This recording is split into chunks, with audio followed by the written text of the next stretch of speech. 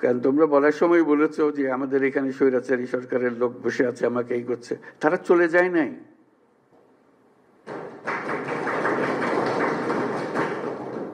তোমরা বলছো যে তার সরকারে আছে, আমি বলছি তোমার গ্রামেও আছে। শুধু সরকারকে দেখি আমি চলে গেলাম ওই সরকারে আছে, তারা কিছু করতে পারতেছে না। তোমার গ্রামে আছে, তুমি কিছু করতে পারতেছো? তুমি তো দুঃখ করতে এসছো আজকে। কাজে সেই তেজ আসতে হবে না, এদেরকে জায়গা দেবো না আমরা কোথাও।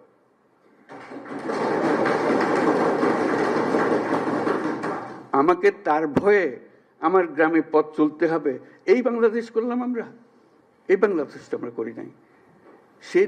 সে তার সমস্ত স্বভাব পরিবর্তন করে আমাদের সবার সঙ্গে মিশে যাবে, এটা হবে। কিন্তু তার স্বভাবে সে চলতে থাকবে আমার সামনে দিয়ে, আর আমি বলবো আমি নতুন বাংলাদেশ করে ফেলেছি। হলো না।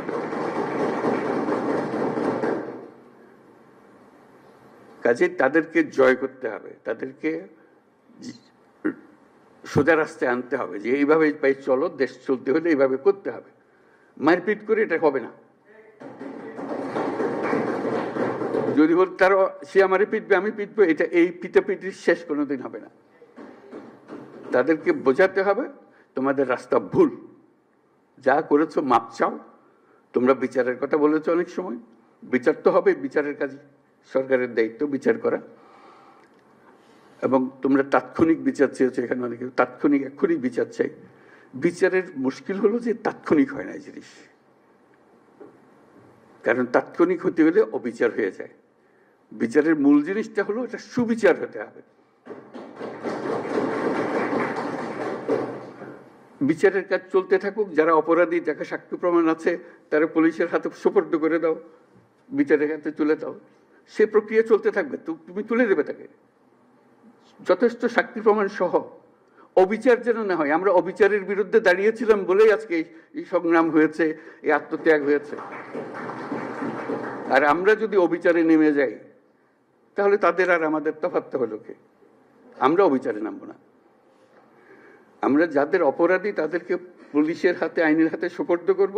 আর যারা অপরাধী নয়, যে পুলিশের হাতে দেওয়ার মতো নাই, তাদেরকে মানুষ করব, যে ভাই এই দেশ আমরা একসঙ্গে করি, যেই দেশের স্বপ্ন আমরা দেখতেছি, তোমরাই স্বপ্ন দেখে। তো এই দেশ আমার একার না, তোমারও এই দেশ। তোমাকে আমরা দেশ থেকে বাইর করার কথা বলতেছি না। তুমি এই দেশের সন্তান, আমি এই দেশের সন্তান। তুমি আমার বহু কষ্ট দিছ, আমি তো অনেক কষ্ট দেবো না। আমরা একযোগে যত তাড়াতাড়ি পারি এটা একটা সুন্দর দেশ বানাবো। এই করতে আসতে হবে তো আমাদেরকে, বোঝাপড়াতে আসতে হবে। সেই বোঝাপড়াটা তোমাদের থেকে শুরু হতে হবে। সরকারি পর্যায়ে বোঝাপড়া হয় না। কাজেই সেই জিনিসটা দেখো, যারা অপরাধী তাদের অবশ্যই বিচার করতে হবে, যারা অপরাধী নয় তাদেরকে সৎ পথে নিয়ে আসতে হবে আমাদেরকে, এই দেশে থাকার জন্য, একত্রে থাকার জন্য। এবং সেখানে ওদের কথা বলতেছি, তারা আমাদের উপরে 16 বছর ধরে অত্যাচার করার সীমা নেই। সেটা আমাকে বলতে হবে না, আপনারা আমার থেকে বহুগুলো বেশি ভালো জানেন। তো কথা হলো যে আমরা আজকে যারা বসে আছি তাদের মধ্যেও যেন আবার আপনারা আর আমরা আলাদা হয়ে না যাই, যে অভিযোগ করতে থাকি। অনেকে বলেছে অভিযোগ করতেছে, কিন্তু আমরা এক। মনের দুঃখের কথাটা বলছি, সেটা অবশ্যই বলবো, দুঃখের কথা বলবো, বোঝাবো, কিন্তু বিভেদটা, দূরত্বটা যেন সৃষ্টি না হয়। এটা একজোটে থাকতে হবে, একসঙ্গে থাকতে হবে সারা দেশের জন্য। আজকে এটা খুবই জরুরি।